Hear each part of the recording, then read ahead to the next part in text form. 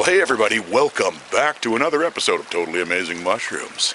Hey, we're out on the ocean, and it's the only way that you can have an Oyster-Palooza. And we have so many things to do today, but the problem is we have tide issues. Now the lowest tides are in the middle of the night, and the daytime tides are just not quite low enough to get ourselves out to our Pacific oysters. So that's a little bit of a problem there, because they're in an intertidal zone, and which happens to be just below the water right now, probably about 2 feet below it. So we're probably going to have to do our harvesting in the middle of the night, so I won't be able to film any of that. That's unfortunate, but doesn't matter. Come for a walk with us, see what we can see. And yes, we do have white sand on Vancouver Island. It's pretty macroscopic chunks of shells and everything like that. There are all these bivalves out here. We got the clams, the oysters, and the mussels. But they make beautiful white kind of beaches. Awesome. So where we've got to go is out there. And like I said, it's under a couple of feet of water. We'll see how close we can get. We might get lucky. We might not. So here we have one of our Pacific oyster shells. This is Magellana gigas. Now, it was originally Crassostria gigas. Gigas means giant in Greek. Today's production is brought to you by the letter G. In 2017, they did a bunch of DNA testing on these guys, same as they have with all the fungi. And the World Registry of Marine Species said these guys are no longer going to be in the Crassostria genus. And they took them and they put them in the Magellana genus and kept it as Magellana gigas. Now the name Magellana comes from the Portuguese explorer Ferdinand Magellan. And so that's who this guy was named after. So these guys are bivalves, meaning they have two shells, and one is normally quite a bit flatter than the other one, and this one is, the top one is always the concave one, or convex, depending on how you're looking at it. And the flatter side is normally the part that's going to adhere to its substrate, which is usually rock. And they have an amazing life cycle, actually. These guys are hermaphroditic, and for the most part, they're males. So in the wintertime and the bad weather and there's not a lot of food, they're going to stay males until the conditions are just right, and then they will convert into a female and they will release their eggies. Now there will be a certain amount of males that will stay males because they need to fertilize the eggs. So with the females, they form their eggs inside their body, and then when they're ready, they force them out through their little gill filaments, and they open up their shells just a little bit, and they spew them all out.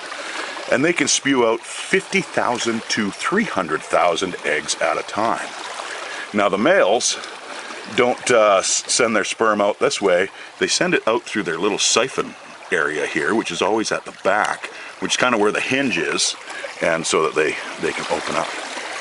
When you're harvesting these guys, you're going to want to wear gloves because these are extremely sharp. They'll cut you and they don't heal very easily, just like getting barnacle cuts and whatnot. The other thing that you really want to make sure is do not harvest these in months that do not have an R, so May, June, July, August. And I even go one step further. I wait until October, even though September has an R in it. Because what happens is the red tides happen in those warmer months when there's lots of food and the temperatures are just right. And what happens is these harmful algal blooms get concentrated in the bivalves themselves, in their meat and whatnot. And most often it doesn't harm them, but humans, oh yeah, you're going to get mighty, mighty sick. So come September, when everything starts cooling down and the algal bloom stops, these guys keep siphoning the fresh water through, and they'll get rid of most of the toxins. So then they're kind of safe to eat. So I always give them that extra month of September. Yeah, just absolutely beautiful. So when these guys actually drop their eggs and they get fertilized, they're going to form what they call a larva, and they can float around in the tides. They can float around all over the place. And they'll keep going until they find a substrate that they want.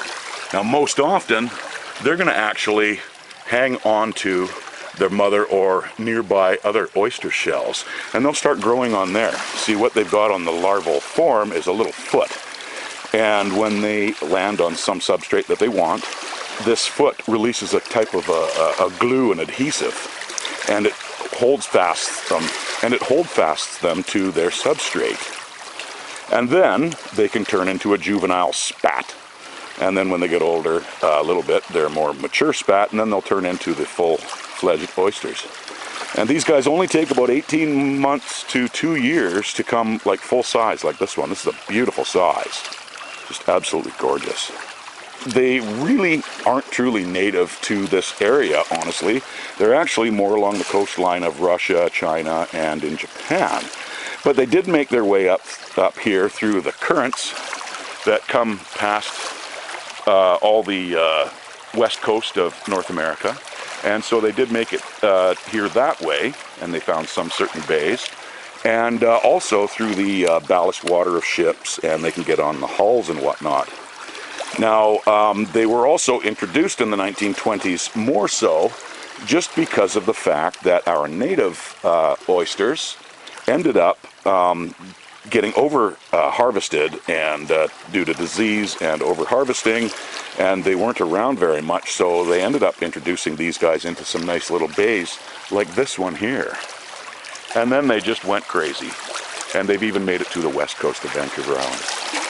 All right, so we got to wait until the tides come down, and then we can start to do a bit of a harvest.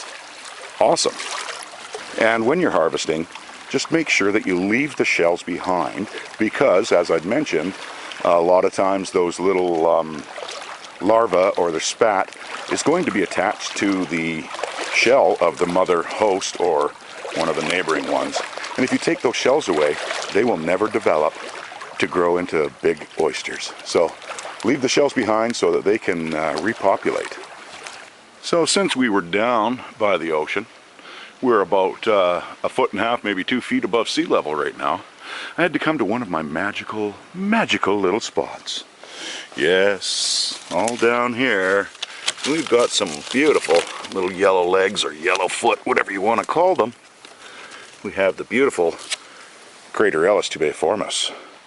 Yes, this is the winter chanterelle. And these guys grow all through in here, all through this mossy area. And there's another beauty right down there on the side of this stump. And there's more. Just going to pan around here. There's more throughout here. But while I was looking for more of them, well, guess what? I came across something else, which is just fabulous. All right, let's get over to these guys. And we got some more beautiful little hedgehogs. Look at this. Look at these little hydenums. Yeah, little hydenum umbilicatum. You can see he's got that little kind of tubey, just like the Craterellus. They have that little indented dimple in the top of their cap. However, one is a not gilled, but veined, and the other is a toothed fungus.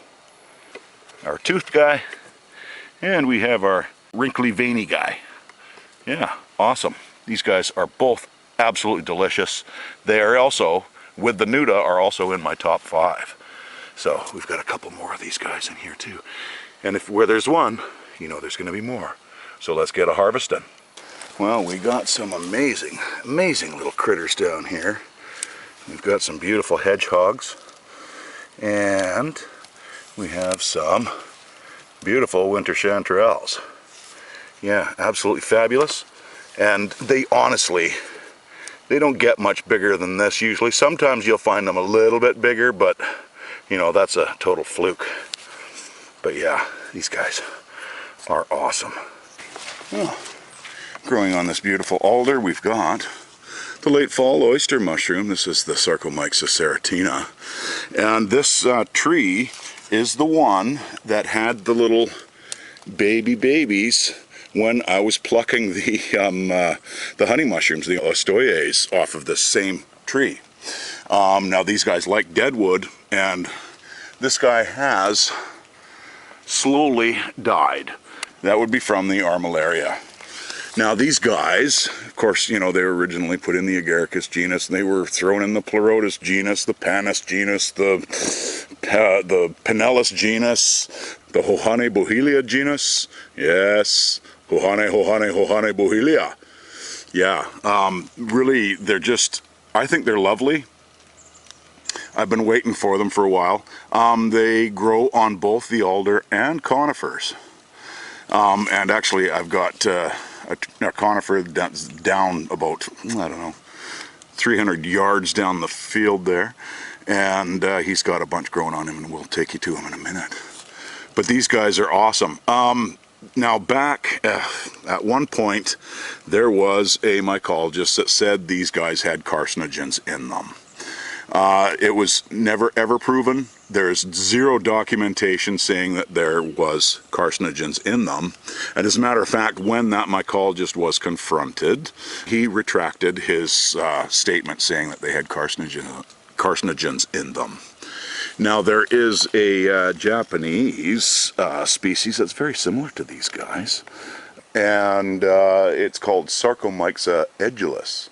They're different in the fact that they have more of a cinnamon cap instead of this olivey color, which in the UK, by the way, I believe they call this the olive oysterling.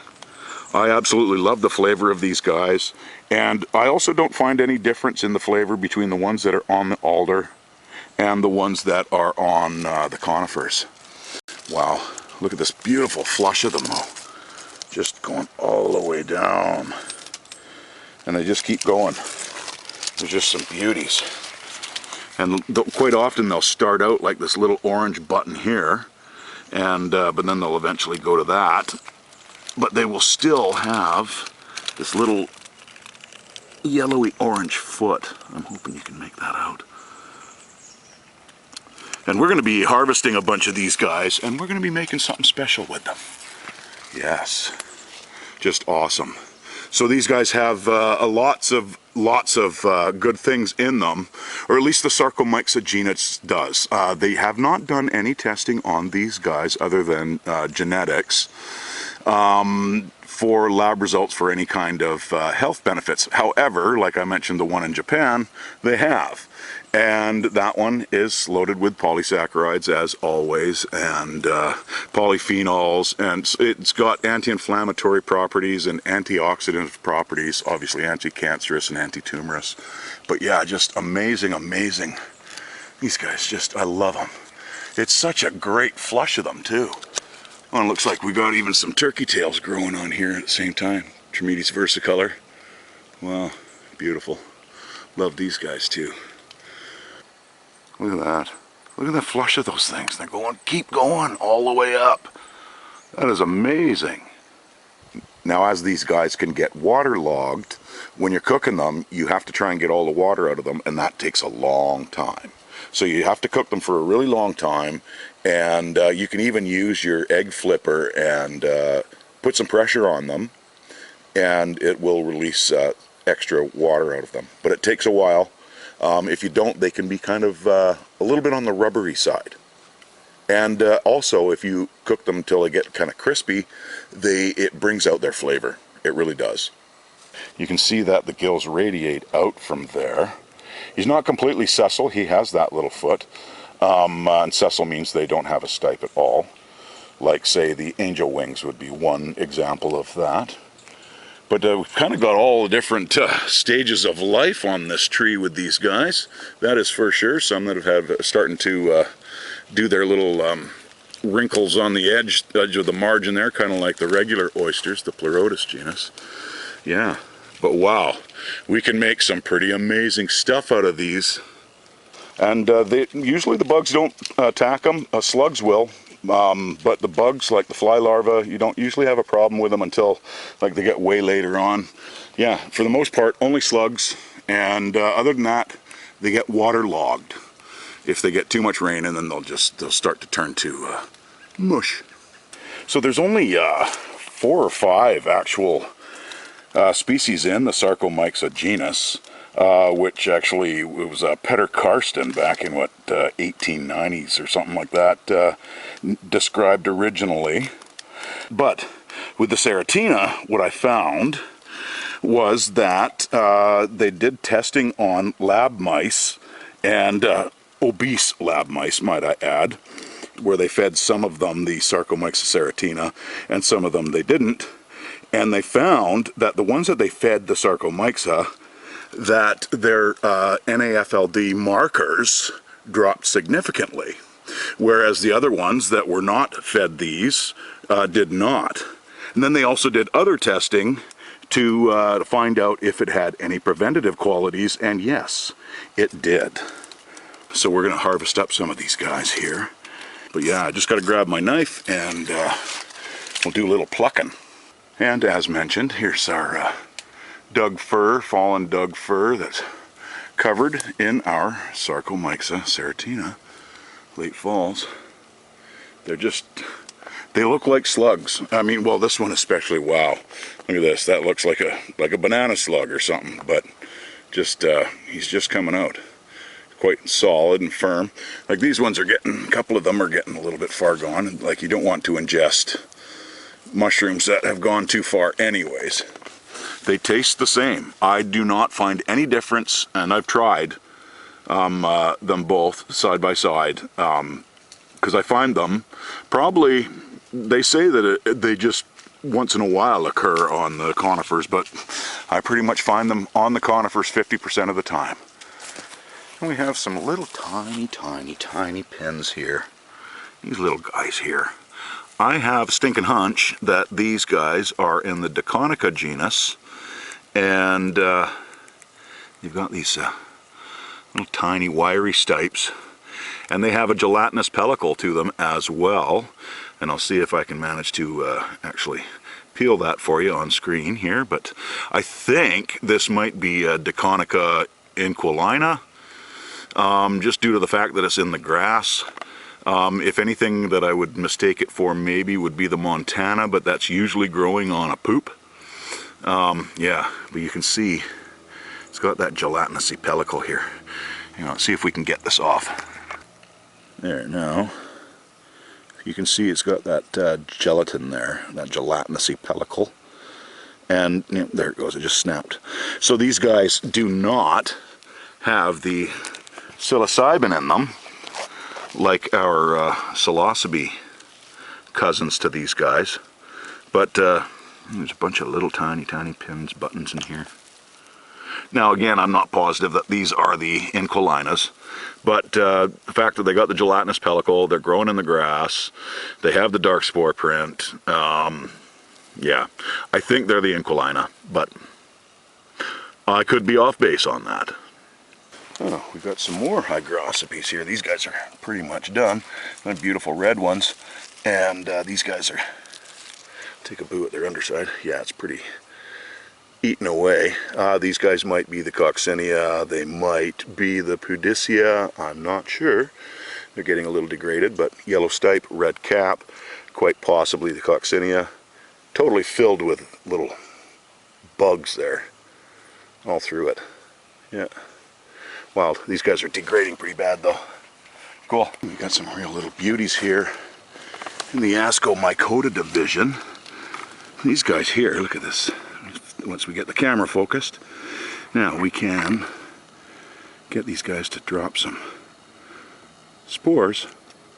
They release their little spores. These guys are called the carbon antler, and reason being they are black underneath this white.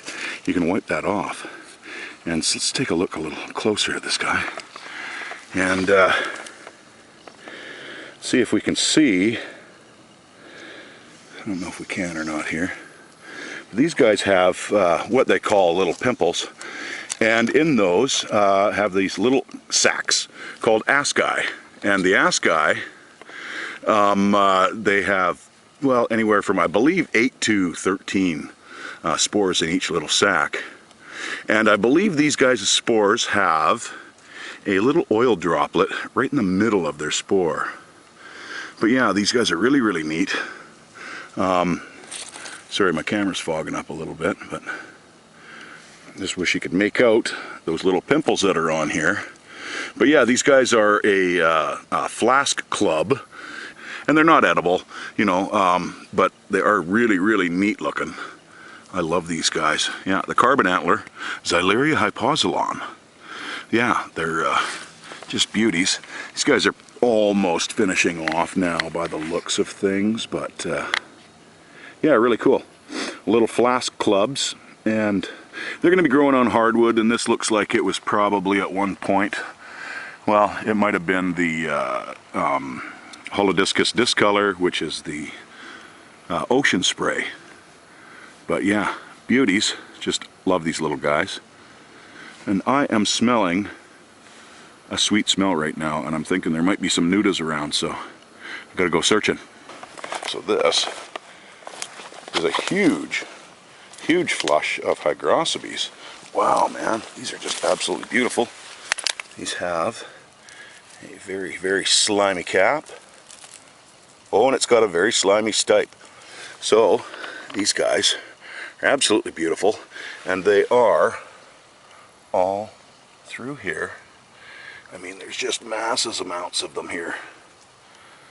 Quite possibly these might be the Chlorophyna, they might be Flavescens, but hygroscopy nonetheless.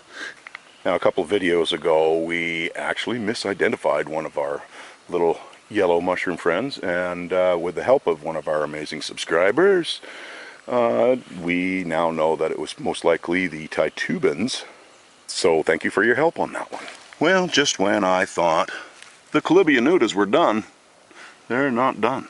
Got some beauties, a couple of nice ones here, which is awesome. Not a lot of them, but I have a few hedgehogs at home there, some umbilicatums, that are going to go just splendidly with these Colibias, the wood bluets.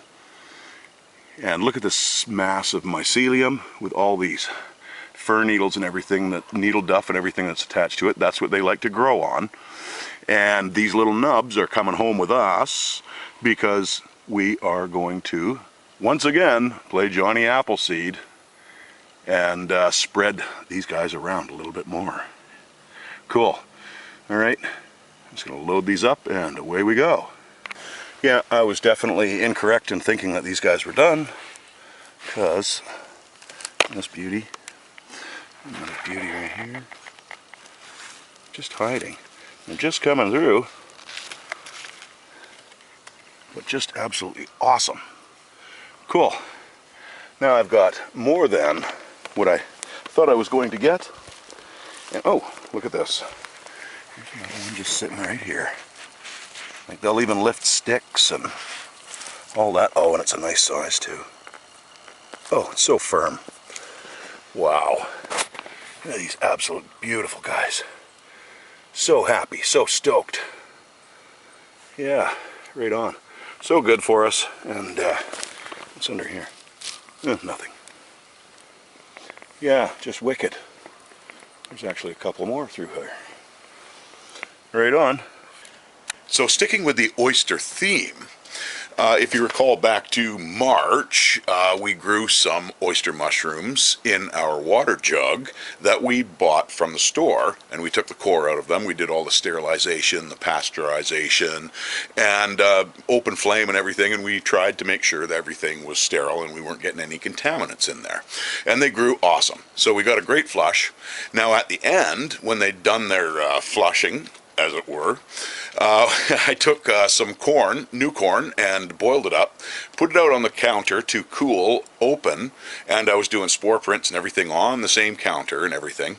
And then I took some of that mycelium covered orchard grass and stuffed it in the middle of the corn in a mason jar. And yes, it grew awesome. So here, we've got this wonderful, wonderful mycelium. Now that was 8 months ago. It's now December. So that's pretty amazing. When they told me that they would only last for like 3 to 4 months max in your fridge. This has been in my fridge for 8 months. Now, funnily enough, it's trying to pin out in there. So it's time to get this bad beast into some awesome sawdust. And luckily, we had a tree come down. It was a maple, came down, a big leaf maple, the Oyster Mycelium. And it came down in the what they called the bomb cyclone there last year. So we're going to take our handy dandy little electric chainsaw, which doesn't use any fuel, so we're not contaminating it with fuel. And we're going to take that little unit out there, and we're going to get some nice fresh shavings from this tree that's been down for about 8 to 10 months. And we're going to start a whole new batch of oyster mushrooms, but we're going to do it without any sterilization, without any pasteurization. We're not going to do any open flame. We're just going to take this mycelium, get all that sawdust that I'm going to collect, and make it nice and wet, and we're going to throw this in the middle of it and put it in a 5-gallon jug full of holes, and we're going to see what happens, because they're definitely a lot easier to grow than I thought they would be, and I want to see if we can do it without all the parameters with the sterilization and keeping the contaminants away. So the next project is to go out and take our saw and go and get ourselves some shavings and some sawdust. Oh, and also the bar oil that I use is also vegetable based, so that'll make it so there aren't any bad hydrocarbons going in there either. Okay, so we have a lovely bunch of these beautiful fall oyster mushrooms. It's totally wicked, and I left a ton on the tree because we want them to proliferate, and plus then we get up higher, we're getting to about 8 feet there, and they keep going, and they keep going, and they keep going, and I think there's even a patch even above those ones at the top of the frame there. So wicked. There's some really nice big ones there too, and I'd love to get them, but that's okay. And all the way around the tree there's still swacks of young ones coming, so we've got these guys are going to keep coming, and it goes all the way around the tree too. So just an awesome flush. This is they were not on this tree last year, so that's amazing that they've come in to infiltrate. But wow, they sure are happy on this tree.